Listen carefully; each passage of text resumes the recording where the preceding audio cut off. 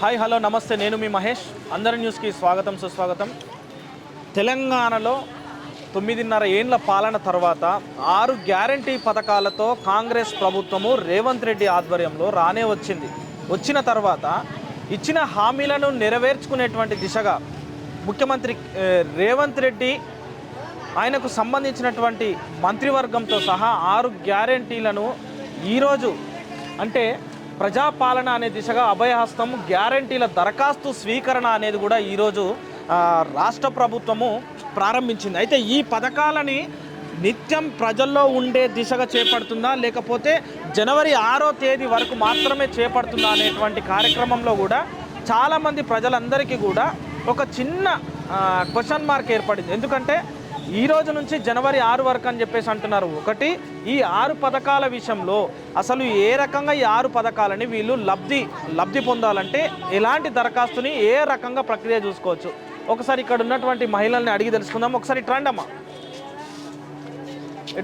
మీ form ఇవ్వండి ఒకసారి. మనం ప్రస్తుతము ఇక్కడ ఉప్పల్ నియోజకవర్గంలోని నాచారం డివిజన్లో ఉన్నాము. తెలంగాణ రాష్ట్ర ప్రభుత్వము అభయహస్తం అనేటువంటి యొక్క అప్లికేషన్ ఫామ్ ఉంది ఇక్కడ. ప్రజాపాలన దరఖాస్తు అని చెప్పి చూసుకోవచ్చు.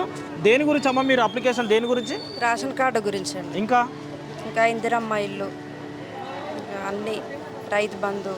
ఓకే, అంటే మీకు రేషన్ కార్డు లేదా? లేదండి, 8 సంవత్సరాల నుండి రావట్లేదు.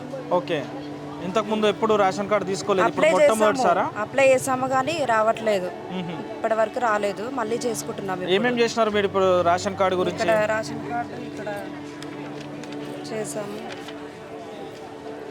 ఇక్కడ 2500 ఇస్తున్నారు కదా, దాని గురించి 2 పెట్టుకున్నాము. ఇస్తారని చెప్పేసి నమ్మకం ఉందా? నమ్మకం ఉంది అండి. ఏమేమి కావాలని చెప్పి అనుకున్నావు ఇప్పుడు మీరు రేషన్ కార్డుతో పాటు? రేషన్ కార్డుతో పాటు అన్నీ రావాలని కోరుకుంటున్నాము. అయితే ఇక్కడ ఈ దరఖాస్తు ఫారంలో చూసుకున్నట్టయితే ఒకసారి మీరు గమనించవచ్చు ప్రజలరా. ఇప్పుడు ఇంటి యజమానిగా ఎవరైతే మహిళ ఉందో ఆ మహిళ ఫోటోను అంటించి అక్కడ ఉన్నటువంటి ఏదైతే బ్లాక్స్ ఆ ఖాళీలు ఉన్నాయో కూడా వాటన్నిటిని కూడా పూరి చేయాలని చెప్పేసి, అంటే ఆధార్ కార్డు, పుట్టిన తేదీ, ఆ తర్వాత రేషన్ కార్డు లేని వాళ్ళకు నూతన రేషన్ కార్డు గురించి, అక్కడ మొబైల్ నంబరు, ఏం పని చేస్తుంటుంది అంటే ఆ మహిళ ఇంట్లో ఉంటుందా లేకపోతే ఇంకెక్కడైనా కూలీ పని చేస్తుందా, కంపెనీలో పని చేస్తుందా అనేటువంటిది ఒకటి. రెండోది, కింద ఉన్నటువంటి ఖాళీలు ఏవైతే ఉన్నాయో ఇక్కడ వాళ్ళ కుటుంబ సభ్యులకు సంబంధించినటువంటిది పూర్తిగా ఇక్కడ పుట్టిన తేదీ, ఆధార్ కార్డు నంబరు, ఆ యొక్క ఇంటి యజమానికి వాళ్ళతో ఉన్నటువంటి సంబంధం ఏంది అనేటువంటిది పూర్తి చేయాలి. ఇది ఒక మొదటి పేజీ ముందున్నటువంటిది. రెండో పేజీలో చూసుకున్నట్టయితే ఒకసారి లోపల చూడొచ్చు మనం, ఇంకా చాలామంది కూడా వెయిట్ చేస్తున్నారు. రెండమ్మా, రెండో పేజీలో చూసుకున్నట్టయితే ఎక్కడ ఉన్నటువంటి చిరునామా, ఆ తర్వాత అభయహస్తం గ్యారంటీ పథకాల లబ్ధి గురించి ఉన్నటువంటి ఈ పథకాలకు సంబంధించి ముఖ్యంగా మహాలక్ష్మి పథకం అంటే 2500 రూపాయలకు సంబంధించినటువంటిది. ఈ గ్యాస్ సిలిండర్కి సంబంధించింది, గ్యాస్ కనెక్షను, సరఫరా చేస్తున్నటువంటి కంపెనీ పేరు, సంవత్సరానికి వీళ్ళు ఎన్ని గ్యాస్ సిలిండర్లు ఉపయోగిస్తున్నారు అనేటువంటిది ఉంది. ఒక్కసారి మీరు ఇక్కడ చూడొచ్చు. వీళ్ళందరూ కూడా అప్లికేషన్లు ఫిలప్ చేసిన తర్వాత వీటన్నిటిని కూడా లోపల ఉన్నటువంటి అధికారులకు దరఖాస్తు చేసుకునేటువంటి దిశగా వీళ్ళందరూ కూడా నిలబడ్డారు. అంటే మహిళలు సపరేట్గా ఒక గ్యాలరీ లాగా, పురుషులకు ఒకటి సపరేట్ గ్యాలరీ లాగా కనిపిస్తుంది. కాకపోతే ఇక్కడ ఉన్నటువంటి వాళ్ళందరికీ కూడా ఒక చిన్న కన్ఫ్యూజన్ ఏంటంటే, నూతన రేషన్ కార్డు గురించి అప్లికేషన్ పెట్టుకుంటున్నటువంటి వాళ్లకు ఈ పథకాలన్నీ కూడా అందుతాయా లేదా, ఒకవేళ రేషన్ కార్డు ఉన్నటువంటి వాళ్ళకి మాత్రమే ఈ పథకాలు అందుతాయా అనేటువంటి ఒక చిన్న కన్ఫ్యూజన్ ఉంది వీళ్ళందరికీ కూడా. వీళ్ళందరూ కూడా ఇక్కడ ఉన్నటువంటి పథకాలకు సంబంధించినటువంటి విషయంలో కూడా మహాలక్ష్మి పథకానికి సంబంధించింది. రెండోది రైతు భరోసా పథకం. అంటే రైతు భరోసా పథకం నాకు తెలిసి ఇక్కడ గ్రేటర్ హైదరాబాద్ పరిధిలో పంటలు పండించుకునేటువంటి అవకాశం ఇక్కడ లేదు కాబట్టి రైతు భరోసా పథకము కేవలం గ్రామాలకు వర్తిస్తుంది. ఇందిరమ్మ ఇండ్ల పథకము గతంలో ఇచ్చినటువంటి పథకాలకు సంబంధించినటువంటి విషయంలో ఇందిరమ్మ ఇండ్ల పథకము ఒకవేళ ఈ లబ్ధి పొందాలంటే మాత్రం ఇంటి నిర్మాణానికి ఇల్లు లేని వాళ్ళు మాత్రమే అర్హులు అని చెప్పేసి ఒకటి ఉంది. గృహజ్యోతి పథకం అంట. ఇక్కడ చూద్దాం ఒకసారి ఈ మహిళ ఏమంటుందో. చెప్పమ్మా, ఏమైంది? ఇగో మా ఆయన చనిపోయిండు 5 సంవత్సరాల నుంచి అక్కడ మొత్తం కుప్పల కప్పెర ఈషల్ అంతా పోయి కూడా తిరిగి అందరు కాళ్ళు కూడా మొక్కిన మొక్కినా కానీ ఇది 5 సంవత్సరాల నుంచి ఒక్క రూపాయి కూడా రాలేదు. మరి ఇప్పుడు కాంగ్రెస్ ప్రభుత్వంలో వస్తుందని చెప్పి ఈ రోజు మొదలు పెట్టి నమ్మకం ఉంది. నమ్మకం ఉంది. ఖచ్చితంగా ఏమేమి పెట్టినావు? ఏమేమి అప్లికేషన్లు పెట్టినావు? పింఛన్ పెట్టినా, గ్యాస్ పెట్టినా, ఇంకేం ఇల్లు ఉందా నీకు? ఇల్లు ఉందిగా, ఊర్లో ఉంది. ఊర్లో ఇందిరమ్మ ఇల్లే ఉంది. ఈడ సొంత ఇల్లు ఉందా? ఉన్నది. అబద్ధం చెప్పొద్దు. ఉన్నది కాబట్టి మాకు అవసరం లేదని చెప్పేసి అంటున్నారు. ఎంత మంది ఉన్నారు కదా. నాకు ఇంత గూడు ఉంటే నా కొడుకులకు వద్దా? నా కొడుకులు కూడా బతకాలి కదా. ఇప్పుడు నాకు ఒకదానికి పింఛన్ ఇస్తే ఒకదాని తింటున్నా, అందరు తింటారు కదా నా కొడుకులు. అందుకే సార్ ఇప్పుడు నువ్వు ఓటు ఎవరికి వేసినావు? నేను చేకూర్తి వేసుకున్నా. ఊర్లో కూడా నాకు ఇచ్చింది కదా ఇల్లు, అది కూలిపోయింది. ఇప్పుడు గుర్తుకేసిన. మీరు ఏ గుర్తుకేసిరమ్మా? గుర్తుకేసిరా? కాంగ్రెస్ పార్టీ పైన ఉన్నటువంటి నమ్మకంతోనే మేము ఈసారి కాంగ్రెస్ పార్టీని గెలిపించుకున్నాము. ఇక్కడ ఉన్నటువంటి పథకాలన్నీ కూడా మేము లబ్ధి పొందడానికి మాత్రమే ఈ పథకాలని చేయించుకున్నామంటున్నారు. ఒకసారి ముందుకెళ్దాం మనం. ఇంకా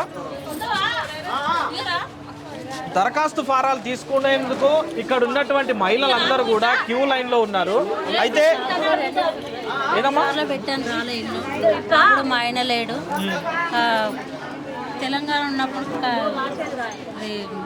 ఇల్లు రాలే, డబుల్ బెడ్రూమ్ 2 సార్లు పెట్టాను. ఎంక్వైరీకి వచ్చారు కానీ ఎక్కడ ఉంటారు మీరు? ఇక్కడే చిన్నపిల్లలు 2 ఉంటారు. నేను రాఘవేంద్ర నగర్ 2 సార్లు దరఖాస్తు పెట్టాను, ఇవ్వలేదు. చిన్నపిల్లలు నాకు ఇల్లు ఒకటి వస్తుంది, రెంట్ కట్టడం కష్టం అవుతుంది. నేను ఇళ్ళల్లో పనిచేస్తాను. ఏ ఊరు మీది? మాది మర్చిపాడైతే మా అమ్మ వాళ్ళు ఇక్కడే ఉండేది. మా ఆయన నేను పెళ్లి చేసుకుని 10 సంవత్సరాలు అవుతుంది. మా ఆయన మొన్న 5 ఏళ్ళు అవుతుంది. మా ఆయన అంతే. పింఛన్కి కూడా అప్లికేషన్ పింఛన్ పెట్టాను. 2000 వచ్చేది. ఈ నెల నుంచి వస్తలేవు. పోయిన నెల రాలే, ఈ నెల. ప్రభుత్వం పోయిన తర్వాత మీకు 2 నెలల నుంచి రావట్లేదు. కొత్త ప్రభుత్వం వచ్చిన కంచెలు ఇంకా రాలేదు. ఇందిరమ్మ ఇల్లుకు దరఖాస్తు పెట్టుకున్నావు? మరి పెట్టాను. మొన్న అక్కడికి పోయి కూడా ఇచ్చొచ్చాను. మళ్ళీ ఇక్కడ కూడా పెడదామని వచ్చాను. కాంగ్రెస్కే ఓటేసాను మొన్న. నాకు వస్తుందని నమ్మకం ఉన్నది. చాలా నాకు కాంగ్రెస్ అంటే కూడా చాలా ఇష్టం. ఇంత ముందు కూడా కాంగ్రెస్ పార్టీకి వేసినావా ఎప్పుడైనా కానీ? మరి కేసీఆర్ ఉన్నప్పుడు కేసీఆర్కి వేయకపోతే కేసీఆర్ ఇచ్చిన పథకాలు రాలే నీకు? రాలే, నాకు రాలేదన్న కోపం మీద వేయలే ఈసారి. అచ్చా, కేసీఆర్ మీద కోపమా? ఎందుకు? ఆయన అంటే అంత కోపం ఎందుకు? ఇవ్వలేదు కదా, ఏమన్నా చూసి ఇవ్వాలి. ఉన్న వాళ్ళకే ఇచ్చిండు, లేని వాళ్ళకి ఇవ్వలేదు. అది కూడా ఆలోచించి ఇవ్వాలి. అదే కదా. కాంగ్రెస్ పార్టీ పైన ఉన్నటువంటి నమ్మకంతోనే కేసీఆర్ ఇచ్చిన హామీలను నెరవేర్చుకోకుండా సుమారు 9.5 ఏళ్ల పాటు కూడా ఇబ్బందులకు గురి చేసిండు. మాకు ఎలాంటి పథకాన్ని ఇవ్వలేదు, పలుమార్లు కూడా అప్లికేషన్లు పెట్టి కూడా మాకు న్యాయం చేయలేదు అని చెప్పేసి అంటున్నాడు. అయితే ఈ న్యాయం చేయనందువల్లనే మేము అతనికి ఓటు వేయలేదు. కాంగ్రెస్ పార్టీ మీద గతంలో ఇందిరమ్మ ఇండ్ల పథకం పేరుతో, గతంలో ఇచ్చినటువంటి ఇందిరమ్మ ఇండ్ల హామీల పథకంతో ఉన్నటువంటి నమ్మకంతో మేము ఓటు వేసి కాంగ్రెస్ పార్టీని గెలిపించుకున్నాము. ఇప్పుడు రేవంత్ రెడ్డి సమక్షంలో రేవంత్ రెడ్డి ఇచ్చినటువంటి 6 గ్యారెంటీల పథకాలు కూడా ఖచ్చితంగా మాకు ఇస్తాడు అనేటువంటి నమ్మకంతో ఇక్కడ ప్రజలు ఉన్నారు. చూద్దాం. అయితే ఇంతవరకు కూడా సుమారు ఇక్కడికి వచ్చినటువంటి దరఖాస్తులన్నీ, అసలు ఇక్కడికి వచ్చినటువంటి ప్రజలు ఎంతమంది ఉన్నారు అనేటువంటి విషయం చెప్పుదాము. మీరు ఎందుకు వచ్చినారు ఇక్కడికి? ఎందుకు? పింఛన్ గురించి అప్లికేషన్ పెట్టినాం. ఓకే, గతంలో పెట్టిరా? పెట్టలేదు, ఇప్పుడే పెట్టినాం. ఓకే. ఇప్పుడున్న విధానము చాలా మంచిగా ఉంది. కాంగ్రెస్ ప్రభుత్వానికి, రేవంత్ రెడ్డి గారికి, బట్టి విక్రమార్క గారికి మా కృతజ్ఞతలు. ఎందుకంటే ఇప్పుడున్న విధానం చాలా బాగుంది. ప్రతి మనిషికి అర్థమయ్యేటట్టు అప్లికేషన్ ఉంది. ఏ విషయము ఏ అవసరం ఉందో మనిషికి క్లుప్తంగా రాసే విధానం ఉంది. రెండవది, ప్రతి దానికి రిసిప్ట్ ఇచ్చిండ్రు. అదొకటి మంచి విధానం. ఎందుకంటే మనం ఈ రిసిప్ట్ పట్టుకొని ఎక్కడ పోయినా కానీ ఏ అధికారితో పోయినా ఏడ స్టకప్ అయిందో చూస్తారు. ఇంతకుముందు ఇటువంటి విధానం లేదు. కాబట్టి ఈ విధానం చేసినందుకు రేవంత్ రెడ్డి గారికి, బట్టి విక్రమార్క గారికి మా కృతజ్ఞతలు. చాలా వరకు కూడా సంతోషం అనిపిస్తుంది. ఎందుకంటే కాంగ్రెస్ పార్టీ ఇచ్చిన పథకాలను నెరవేరుస్తుంది అనే దిశగా చాలామంది కూడా చెప్తున్నారు. కానీ ఇక్కడ చూసుకున్నట్టయితే ఈ అప్లికేషన్కి సంబంధించినటువంటి విషయంలో వీళ్ళందరూ కూడా లైన్లో నిలబడుతున్నారు. అంటే ఇప్పటి వరకు ఎన్ని అప్లికేషన్లు ఇక్కడ లోపల తీసుకోవడం జరిగింది, ఎంతమంది ఉన్నారు?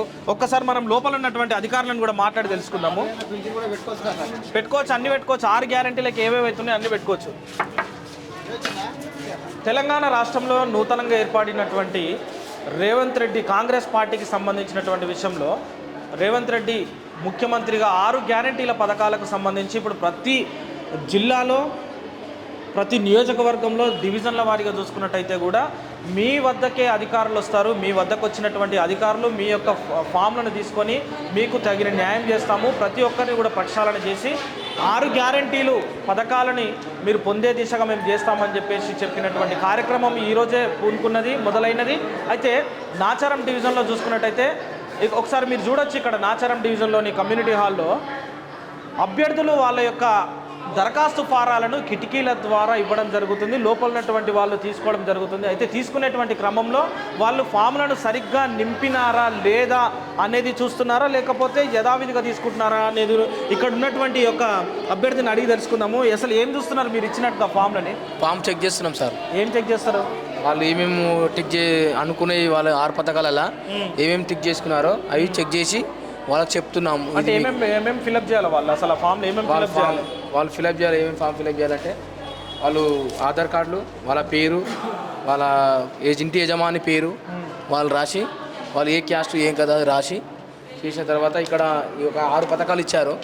6 పథకాలు ఇక్కడ ఏ గ్యాస్ కానీ మళ్ళీ మహిళలకు 22,500 ఇచ్చారు కదా సార్, అది కానీ అది టిక్ చేసుకొని ఇస్తే అయిపోతుంది. అంటే కొంతమంది కన్ఫ్యూజ్ అవుతున్నారు కదా, ఎందుకంటే రేషన్ కార్డు లేదు మాకు ఇస్తారో లేదో అని మిమ్మల్ని అడగడం జరుగుతుంది. ఎవరైనా అడుగుతారు సార్, అడుగుతారు రేషన్ కార్డు గురించి అడుగుతారు.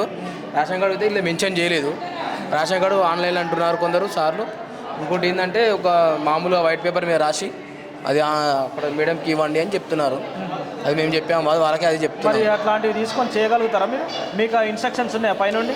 అదైతే మాకు ఇవ్వలేదు సార్. అది రేషన్ కార్డు లేనోళ్ళ పరిస్థితి ఎట్లుంటుందంటే, రేషన్ కార్డు లేకపోతే నిజంగా మాకు ఇస్తారో ఇయ్యరో, ఈ పథకాలకు మేము అర్హులం అవుతామో లేదో అనేటువంటి దిశగా కొంతవరకు కూడా మహిళలందరికీ కూడా బయట ఉన్న వాళ్ళందరికీ కూడా దరఖాస్తు ఫారాలు ఇచ్చేటప్పటికి మాత్రం తీసుకున్న తర్వాత ఫిలప్ చేసుకున్న తర్వాత వాళ్ళకు ఒక భయం అనేది ఉంది. రేషన్ కార్డు విషయంలో మాకు రేషన్ కార్డు లేదు కాబట్టి ఈ 6 పథకాలకు ఈ 6 గ్యారంటీలకు మేము అర్హులమో కాదో అనేటువంటి ఒక భయం ఉంది. కాబట్టి అసలు నిజంగా రేషన్ కార్డు ఉన్న వాళ్ళు మాత్రము వీళ్ళు దరఖాస్తు చేసుకుంటే వీళ్ళకి ఈ పథకానికి సంబంధించి అందులో ఉన్నటువంటి ఇన్స్ట్రక్షన్స్ ఏంటంటే, ఒకవేళ ఇందిరమ్మ ఇల్లు పెట్టుకునేటువంటి క్రమంలో ఇల్లు లేని వాళ్ళకు మాత్రమే ఇల్లు ఇచ్చే దిశగా మేము చేయగలుగుతామని చెప్పినటువంటి ఆ రాష్ట్ర ప్రభుత్వం ఏదైతే ఏర్పాటు చేసిందో గణాంకాలు కానీ అక్కడ ఉన్నటువంటి మిగతా విషయాలకు సంబంధించి ఏం చెప్తుందో చూద్దాము. ఒక్కసారి ఇక్కడ ఉన్నటువంటి ఆఫీసర్ని అడిగి తెలుసుకుందాం మనం. ఎందుకంటే రేషన్ కార్డులకు సంబంధించి, మేడం మీ దగ్గరికి రేషన్ కార్డులకు సంబంధించి ఎవరైనా వస్తున్నారా? న్యూ రేషన్ కార్డు ఏమంటున్నారు? కొత్త రేషన్ కార్డు అప్లై చేసుకోవచ్చు, ఇక్కడ అప్లై చేసుకోవచ్చా కొత్త రేషన్ కార్డు వాళ్ళు? న్యూ రేషన్ కార్డు అంటే కొత్త రేషన్ కార్డు దరఖాస్తు మీరు తీసుకుంటున్నారా? అంటే యాక్చువల్లీ అయితే మీ సేవలోనే చేస్తున్నారు కదా. అంటే మీ దగ్గరికి వస్తున్నారు? లెటర్లో నార్మల్గా వైట్ పేపర్లో లెటర్ రాసి ఇస్తున్నారు రేషన్ కార్డు కావాలి. ఓకే, మరి వాటిని మీరు తీసుకుంటున్నారా? తీసుకోమన్నారండి అన్నీ. మీకు పైనుంచి ఇన్స్ట్రక్షన్స్ ఉన్నాయా తీసుకోమని? అంటే అన్నీ తీసుకోమన్నారు ఇక్కడ వార్డ్ ఆఫీసరు. ఇప్పటివరకు సుమారు ఎన్ని అప్లికేషన్లు వచ్చినాయి? 34 వచ్చాయి. 34. నూతన రేషన్ కార్డులు ప్రక్రియకు సంబంధించి తెల్ల కాగితం మీద మాత్రమే రాసి ఇవ్వాలని చెప్పేసి అంటున్నారంట. అయితే ఆ తెల్ల కాగితం పైన మాకు రేషన్ కార్డు కావాలి అని చెప్పి, మాకు ఇప్పటివరకు రేషన్ కార్డు లేదు అని చెప్పి వాళ్ళు ఇచ్చినటువంటి దరఖాస్తుని ఇక్కడ అధికారులకు తీసుకోమని చెప్పి పైన ఉన్నటువంటి మా ఉన్నతాధికారులు, పై స్థాయి అధికారులు మాకు చెప్పడం జరిగిందని చెప్పేసి ఇక్కడ ఉన్నటువంటి దరఖాస్తు తీసుకునేటువంటి అధికారి చెప్పడం జరుగుతుంది. కానీ రేషన్ కార్డు ప్రక్రియ పేపర్ పైన ఒక దరఖాస్తు ఫారం లాగా నింపిస్తే మాత్రం అది ఆహార భద్రత కార్డు రావాల్సినటువంటి ఆవశ్యకత ఉండదు. ఎందుకంటే ఆన్లైన్ ప్రక్రియ చేసుకుంటేనే ఒక నూతన రేషన్ కార్డు తీసుకునేటువంటిది జరుగుతుంది. ఎందుకంటే ఆన్లైన్లో డాటా అనేది సమర్పించాలి. కాబట్టి ఈ పేపర్ల మీద రాసిచ్చినంత మాత్రం కార్డు రాదు. ఎందుకంటే వాళ్ళకు ఒక డాటా అనేది ఉండాలి. కాబట్టి రాష్ట్ర ప్రభుత్వం ఏదైతుందో ఆన్లైన్కి సంబంధించినటువంటి విషయంలో రేషన్ కార్డుని తీసుకునేటువంటి క్రమంగా వాళ్ళు పనిచేయాలి. రేషన్ కార్డు విషయంలో మాత్రము ఇక్కడ ఉన్నటువంటి గందరగోళం ఎందుకు, ఈ గందరగోళం ఏం జరుగుతుందో ఒకసారి చూడండి. అక్కడ మీరు